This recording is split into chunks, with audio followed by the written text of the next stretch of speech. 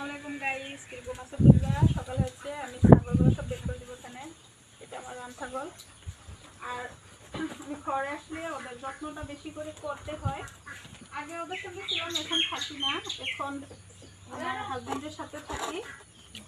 সেই জন্য আমি 1 মাস পর পর আসি এখানে, এসে ওদেরকে যত্ন করে ফিরে যায়, ওদের ঘর দর সাফা করে দিয়ে যায়। এটা আমার নিজের ঘর, এখানে আমি থাকি। বাবু, এই ঘরটা আমার হয়নি অল্প। এই গলিঘরটা এক জায়গায় আমি থাকি, এক জায়গায় আমার ছাগল গরু সবাই থাকে। আর এটা আমার মুরগির ঘর, অনেক সুন্দর।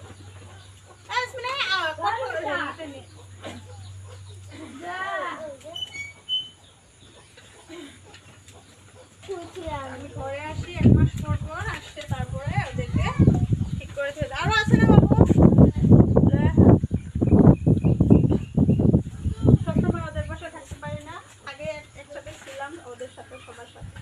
এখন আমার হাজবেন্ড সবসময় ঘরে আসতে পারে না, বাবু কান্দা করে বাবুর জন্য, সেজন্য বাবুর সঙ্গে থাকি। একটু আবার ঘরে আসবো আমি 2-3 বছর পরে, আরেকবার চলে আসবো। আরে মা, ওর জন্য আমার অনেক মনে পড়ে। রামুটা